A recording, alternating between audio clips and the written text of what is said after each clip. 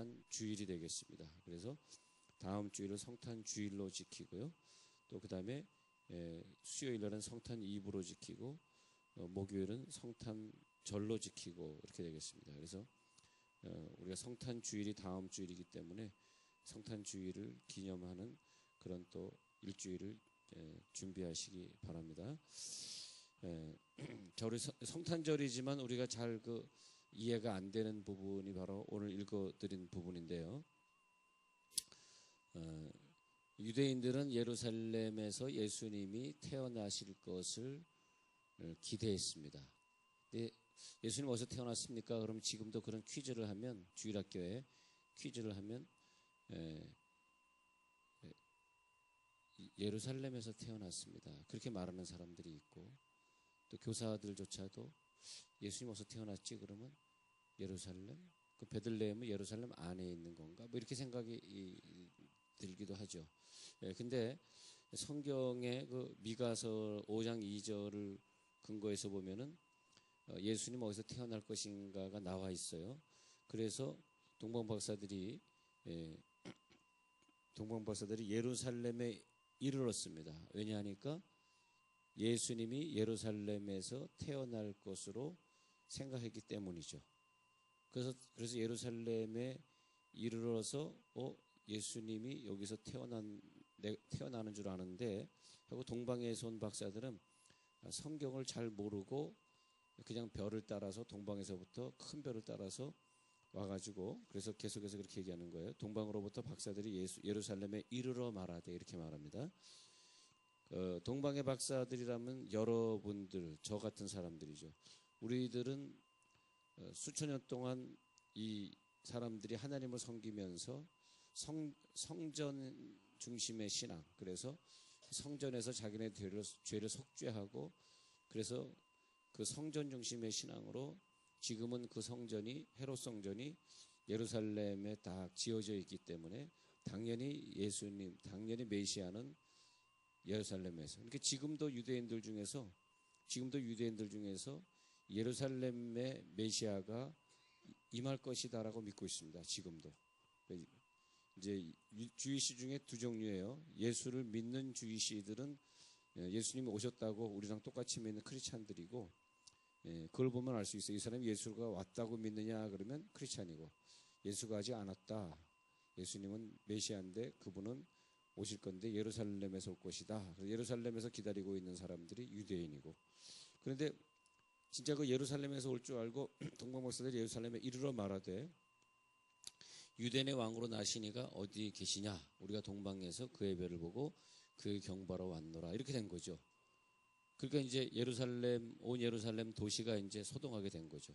예루살렘 어디 구석에서 예수님이 태어나는가 보다. 그런데 동방 박사들이 왔으니 진짜 어느 집에서 태어나는 거야? 막 이러고 있는데 성경을 잘 아는 사람들이 선지자로 이렇게 기록된 바 하면서 미가서 5장 2절을 예를 들면서 유대 땅 예루살렘아가 아니라 유대 땅 베들레헴아, 너는 유대 고을 중에서 가장 작지 아니하도다. 네가 그렇게 작은 도시라고 말하지 마라. 왜냐하면 너희 가운데서, 너희 도시에서, 그 시골 마을에서 왕이 태어났으니까. 그러면서 이스라엘의 목자가 될 그 왕이 바로 예루살렘이 아니라 베들레헴에서. 그럼 예루살렘은 뭐고 베들레헴은 뭐냐 하니까 다른 도시예요. 예루살렘에서 차를 타고 한 20분에서 25분 남쪽으로 내려가다 보면은 그 큰 길가에 두 번의 초소를 만나는데, 두 번째 초소는 큰 시멘트 문으로 돼 있어가지고, 철문이 돼 있어가지고 그거를 넘어갈 수가 없습니다. 그래서 지금은 거기를 요르단 지역이다 그렇게 말해요. 요르단 지역. 근데 요르단에 간다고 이스라엘에 입국하면 입국이 거절됩니다. 왜냐하면 요르단하고 이스라엘 사람들하고는 지금 적대 관계이기 때문에. 근데 그래서 이제 나왔는데 왜 그러냐 하니까 그 예루살렘은 그 이스라엘 관할이고요. 그 다음에 그 밑에 20분만 가면 초소를 2개 지나서 두 번째 초소, 그 옹벽으로 튼튼하게 세워진 시멘트 벽인데 철문을 아주 굳게 그러니까 그 요르단이란 그 고기는 이제 고립돼 있어요. 고립돼. 그래서 사방 삥 둘러가지고 이스라엘 군사들이 지키고 있습니다. 예.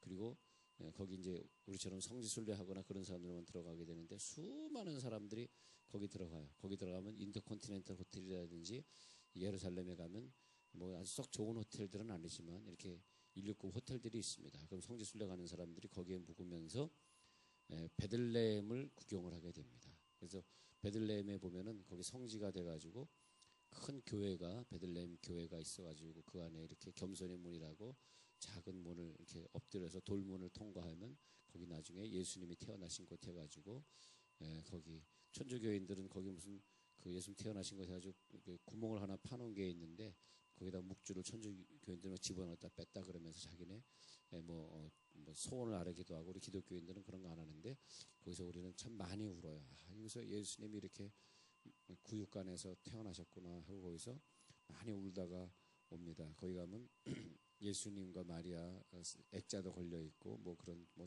초들이 이렇게 그 구유 앞에 우리는 걸어놓지 않지만 뭐 다른 종교에서 걸어놨는지 이렇게 촛대들이 걸려 있고 그러면서 참 의제스러운 곳입니다. 근데 거기 들어가려 그러면 초소를 지나가고 좀 삼엄한 경비를 꼭 지나야만 거기서 갈 수 있고요.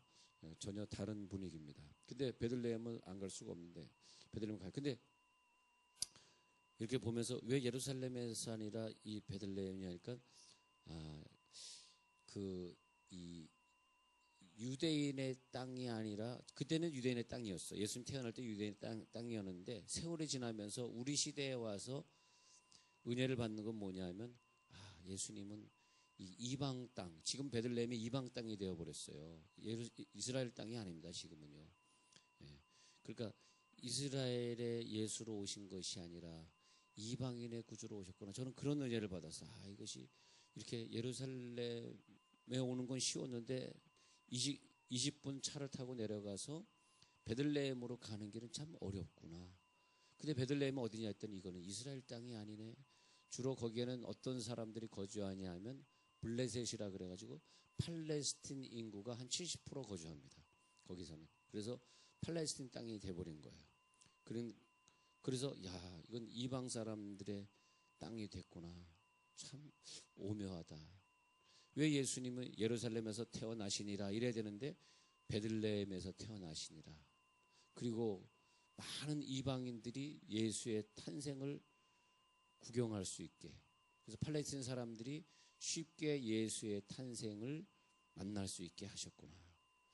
그래서 미가서 5장을 성취하셨구나. 이미 구약에 유다 베들레헴아 하면서 이미 성취하셨구나.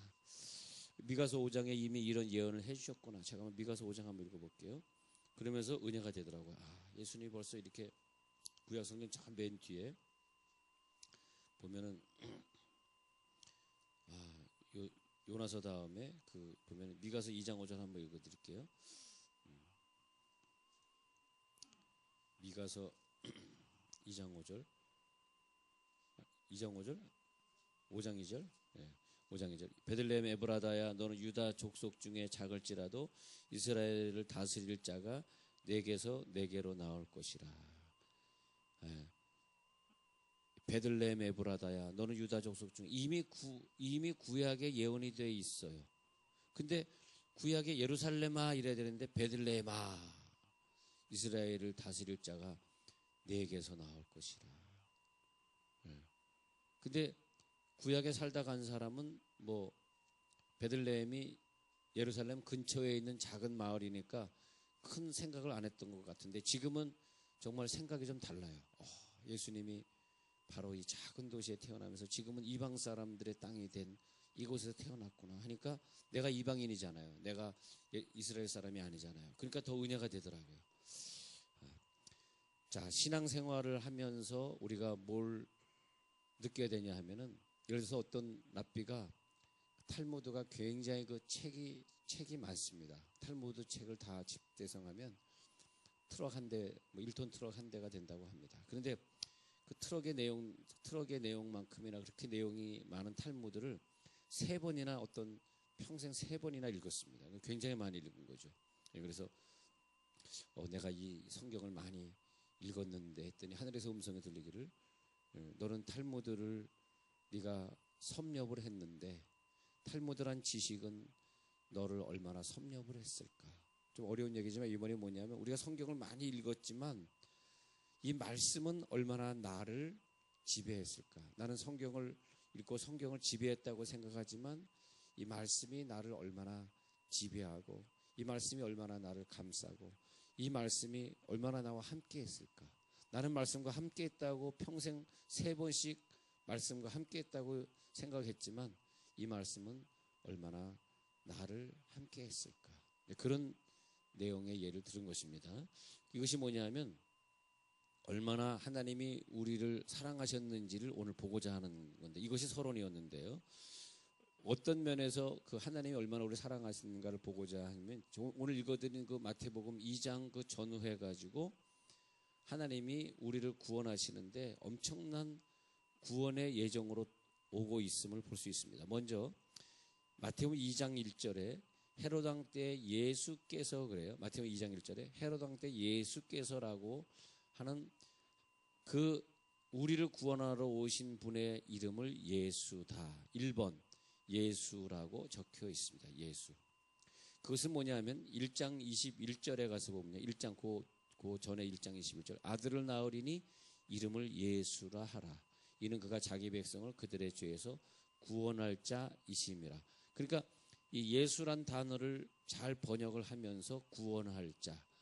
우리가 죄에서 죽게 되었는데 우리는 죄에서 죽을 수밖에 없는 이방인이었는데 예수님은 유대인들의 성지 예루살렘이 아니라 현재 이방인의 땅이 되었던 베들레헴에서 이미 2000년 전에 태어나시면서 우리 모든 전 세계에 있는 인류를 구원하러 오신 예수. 예수란 뜻이 뭐다? 구원할 자. 그러니까 가나안 땅에 모세라는 이름으로 안 들어가고 가나안 땅에 여호수아라는 이름으로 들어가는데 여호수아가 예수란 뜻이거든요. 네. 구약엔 여호수아, 여호와 그런 뜻이고 신약엔 그것이 예수란 뜻과 같습니다. 그러니까 천국으로 우리를 인도할 이름은 예수. 근데 그 예수를 통해서만 우리에게 죄사함의 은혜를 주시는 것이기에 하나님이 우리들에게 야 내가 너희를 죄사하러 간다. 삼위일체 하나님이 자기가 이 세상에 인간의 몸이 되어서 오셨는데 삼위일체 하나님은 세 분이 한 분이시기 때문에 예수의 몸으로 이렇게 올 수 있었던 거죠. 아들의 이름으로 와가지고 마태복음 1장의 21절에 아들을 낳으리니 이름을 예수라 하라. 이거 누가 한 말이냐면 천사가 한 말이거든요. 천사를 통해서 우리들에게 주셨습니다. 그러면서 내가 곧 길이요 진리요 생명이니 나로 말미암지 않고는 아버지께로 올 자가 없느니라 하면서 우리들에게 유일한 이름을 주셨으니 예수라는 이름이 첫 번째 이름이고 그 다음에 1장 23절로 올라가서 보라 처녀가 잉태하여 아들을 낳으리니 그의 이름은 또 뭐라 그랬어요? 임마누엘. 오늘은 임마누엘 주일, 다음 주일은 성탄을 기념하는 성탄주일. 성탄주일이 일주일밖에 남지 않았습니다. 그래서 임마누엘이라 그러는데 임마누엘이라는 이름은 하나님의 우리와 함께 계시다. 자, 첫 번째는 우리들을 모든 죄에서 구원하시고자 하는 하나님의 이름. 하나님의 이름 두 번째 이름은 이 탄생 기사에 다 나와 있는데 내가 너희와 영원히 함께 할 거야. 내가 너희와 영원히 함께 할 거야. 그것이 굉장히 중요하죠. 내가 너희와 영원히 함께 할 거야. 베트남이 전쟁이 끝나고 보트 피플이라고 해서 난민들이 보트를 타고 전 세계에 흩어졌는데 우리나라 부산항 가까이 오고 있을 때 우리나라의 그 어떤 배에서 그 정원재 선장이 그걸 보고 이렇게 그냥 그들을 받아들이면 우리나라 법으로 걸리기 때문에 그냥 돌이켰다가 도저히 마음에 감동이 일어나서 돌이켜서 그 배에 탄 96명을 다 구출하고 그들은 3일 동안 굶었기 때문에 이 선장에 있는 우리 한국 사람들이 한 열흘 정도 후에 이제 부산항에 입항하게 되는데 그때 먹을 수 있는 양식을 나눠가지고 그들에게 먹으면서 같이 굶으면서 부산항에 입항했을 때 이 선장은 이제 조사받으러 경찰에 왜 불법해 가지고 난민들을 구출해 줬냐 해가지고 이 사람은 선장의 직에서 이제 뭐예요?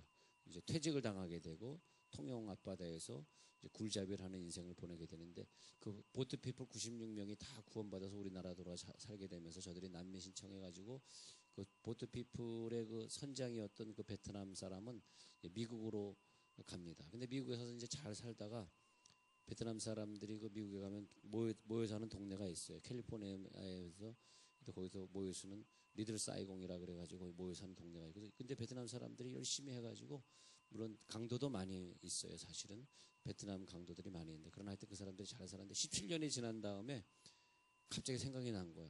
나를 나의 생명을 구원해주고 우리 96명의 생명을 구원해준 그 선장은 어떻게 지낼까 아주 소문했는데 이제 더 이상 선장 일을 안 하고 그때 경찰에 끌려가서 조사받고 그러면서 남은 인생을 이렇게 보내고 있는데 이 사람이 생각이 나가지고 그 선장을 드디어 수소문해서 찾았습니다. 그래가지고 17년 만에 미국으로 초청을 했어요. 그분을.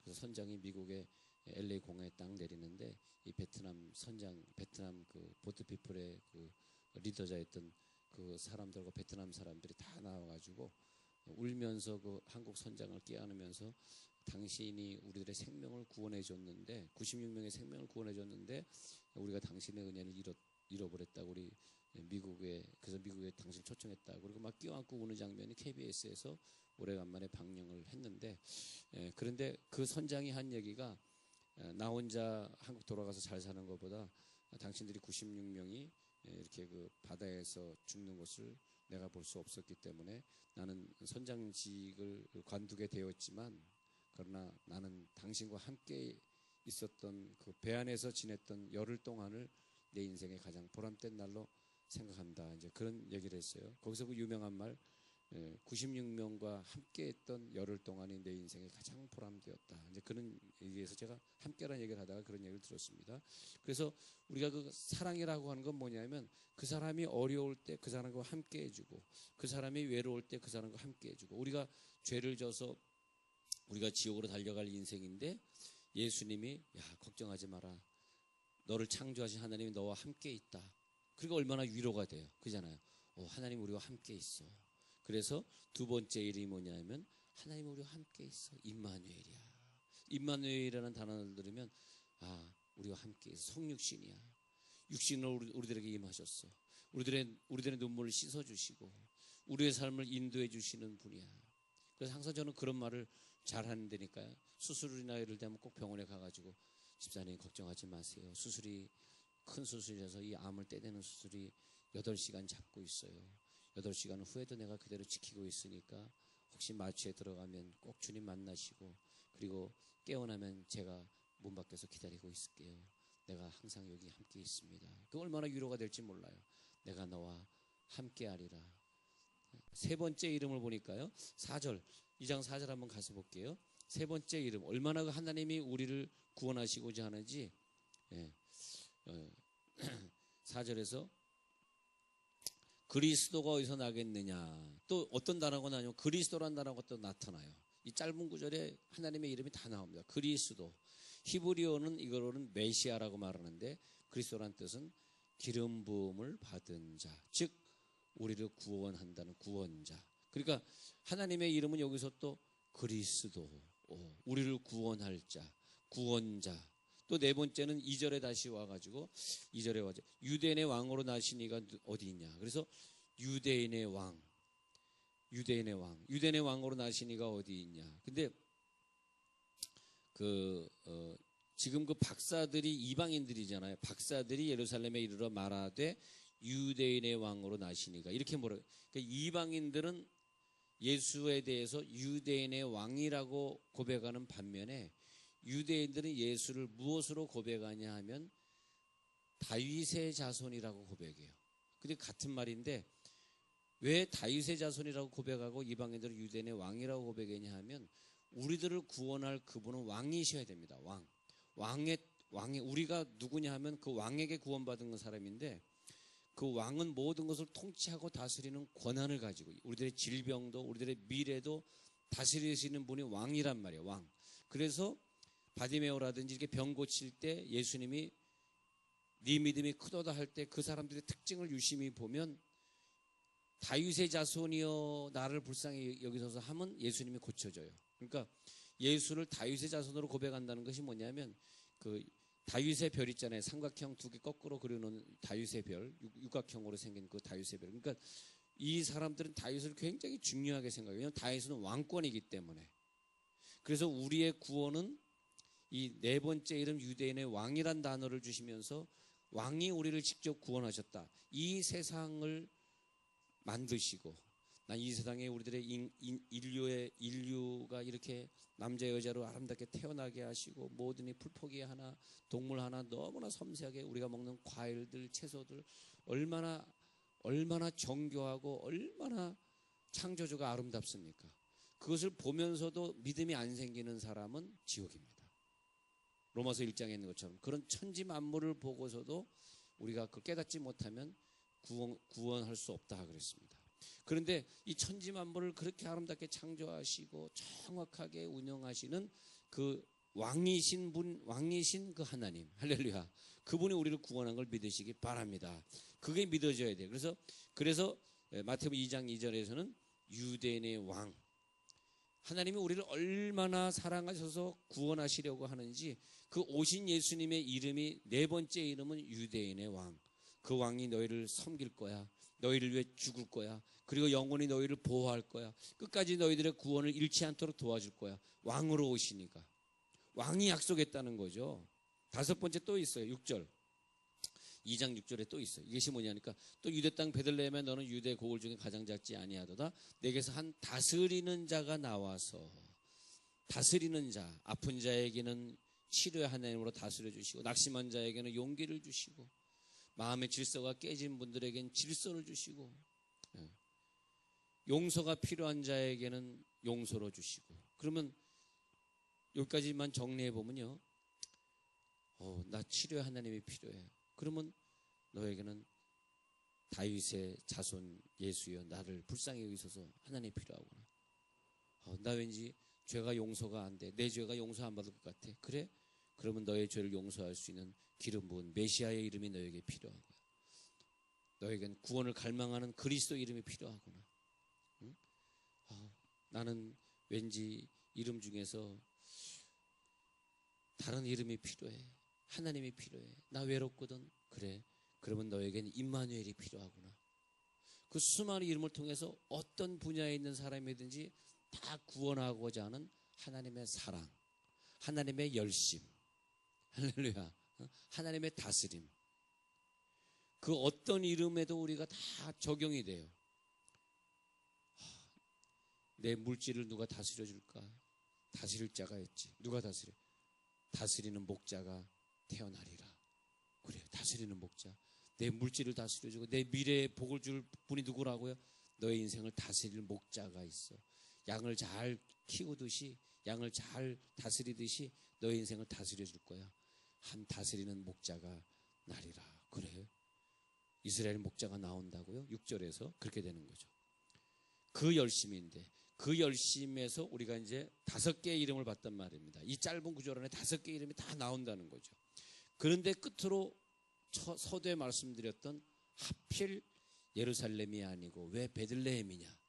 1절에서 2장 1절에서 예수께서 유대 베들레헴에서 나심에 그 이유는 5절에 있는 대로 2장 5절에 있는 대로 유대 베들레헴이오니 이는 선지자로 이렇게 기록된 바. 그러면 이걸 거슬러 올라가면 미가 선지자가 사역하던 때가 이 예수님 탄생 전 700년 전입니다. 굉장히 오래전이죠. 미가서 5장 2절에 기록된 게 700년 전인데 700년 전에 이미 미가 선지자를 통해서 구원자가 어디서 태어날 것이냐. 살렘이 아니라 평화가 아니라 떡집이더라는 거죠. 이게 결론이에요. 예수님은 그동안 평화를 주시려고 살렘이라고 하는 곳에 오시라. 살렘의 왕 멜기세덱, 살렘하고 살렘을 중요하게 생각했던 그들에게 살렘의 예수가 아니라 이제는 하면서 예수님이 요한복음 6장 53절에서 거기서 보면은 나는 생명의 떡이다. 내 떡을 먹으면 너희가 영원히 살리라. 내가 너에게 주는 말은 영이요 생명이니라. 내가 너에게 주는 로고스는, 내가 너에게 주는 말씀은 영이 되고 생명이 되리라. 이제는 평화로우신 분의 시대가 끝나고 이제는 우리들에게 영원한 생명의 떡으로 오셨다. 그게 옷이 뭐냐? 바로 예수님은 예루살렘에서 태어나지 않고 베들레헴에서 태어나리라. 베들레헴은 번역하면 떡집이더라. 떡집이더라. 그래서 누가복음 2장 4절에 보면 다윗의 동네에, 즉 다윗의 혈통으로, 베들레헴이 뭐냐면 다윗의 혈통의 다윗의 고향이에요. 다윗의 동네 예수가 탄생하시리라. 누가복음 2장 4절에 말하는 것은 왜 다윗의 동네가 고향이란 말이니까 다윗의 고향에서 이스라엘을 대표하는 다윗 왕, 다윗의 왕권을 가지고 오셔서 너희를 다스려 줄 텐데, 죄에서 너희를 해방시켜 줄 텐데, 바로 그분은 만나는 일순간의 배고픔을 해결할 것이었지만, 그러나 너희가 예수를 믿음으로 영원한 말씀을 먹게 되었으니, 할렐루야, 이제는 너에게 영원한 말씀이 되셔서 너를 천국으로 인도해 주시리라. 예수는 창세기 3장 15절에서 여인의 후손이 뱀의 머리를 상하게 할 것이라는 예언에 의해서 여인의 후손으로 나셔야 됐는데, 참 예수가 태어나는 게 말이에요. 여인의 후손으로 나와야 되는데 그 여인은 처녀여야 되고 아브라함의 자손이어야 되고, 아브라함 자손 중에서도 12지파 중 유다 지파 안으로 와야 되고, 유다 지파 안에서도 다윗의 자손이어야 되고, 그리고 요셉의 족보로 와야 되고, 이게 굉장히 복잡합니다. 사실 예수님이 어떤 지점으로 오는 것이 정말 한 인간이 벼락 맞을 확률보다 수백 배 어려워요. 예수가 딱 거기 맞춰가지고 처녀의 몸으로 와야 되고 뭐로 와야 되고 어디에 태어나야 되고 베들레헴에 태어나야 되고, 그 모든 성경을 다 적합하게 해줬던 그 시간이 BC 4년, 서기 BC 4년에 바로 호족을 정리하러 저 북쪽에서 남쪽으로, 나사렛 동네에서 저 북쪽에서 남쪽으로 요셉과 마리아가 그 긴 여행을 와서 머물렀던 곳이, 예루살렘에는 잘 곳이 없어가지고 남쪽으로 어떻게 피신해 와서 잠을 구유관에서 자게 됐던 그 장소가 바로 베들레헴인데, 딱 예언이 정확하게 맞는 그 지점으로, 정말 우리는 과거로도 해석할 수 없는 너무 정확하게 12지파에서 유다 자손으로 오면서 다윗의 자손으로 오고, 장소는 바로 베들레헴 에브라다에 딱 오면서 성탄의 계절이 되었으니, 여러분 우리가 이 구원받은 것이 그냥 구원받은 것이 아닙니다. 정말 하나님이 너무나 정확하게 과학적으로 우리를 구원했는데, 동방박사들은 그 별을 따라서 왔는데, 그 별은 동방박사 우리란 말이에요. 그 별이 우리를 어디로 인도하고 있는가 했더니 지금 보니까 말씀이 풍성하게 솟아나는 큰 별은 지금 떡집으로 인도하고 있다.